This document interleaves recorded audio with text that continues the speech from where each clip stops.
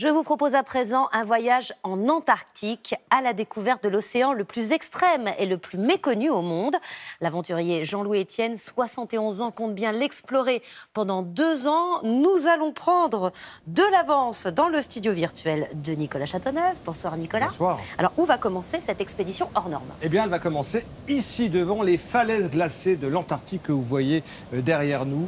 Et tout autour de nous, c'est l'océan austral, ce qu'on appelle les 50e hurlants. Ce sont des mers froides, déchaînées, mais riches en vie et particulièrement méconnues. D'où l'idée de l'explorer avec un nouveau navire. Absolument, mais pas celui-ci, ni même le bateau que vous allez voir apparaître ici. Non, c'est avec le Polarpod. Et ce Polarpod, en fait, c'est la sorte de pylône que vous voyez derrière, qui va être acheminé par un remorqueur à l'horizontale et qui va être ensuite basculé à la verticale. Et vous obtenez ainsi un laboratoire flottant qui va se laisser dériver au gré des courants marins pendant 2 ans autour de l'Antarctique. Mais est-ce que c'est stable?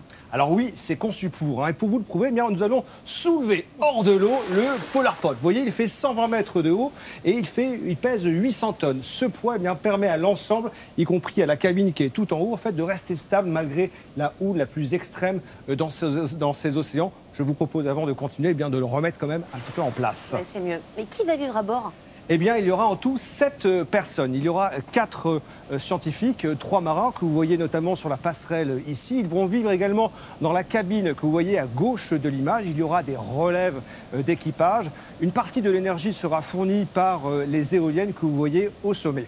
Et que vont-ils étudier? Eh bien, ils vont étudier notamment le climat, les courants marins, ils vont étudier la pollution plastique, le plancton, et puis également, ils auront disposé sous l'eau des micros qui vont leur permettre en fait d'enregistrer et d'analyser le son des mammifères marins, notamment les baleines que vous venez d'entendre. Le départ, alors, c'est pour quand? Alors, l'objectif, c'est 2020. L'État vient de fournir donc un soutien financier important à l'expédition. Maintenant, évidemment, il faut construire le Polarpod et partir. Et vous irez? Je l'espère bien.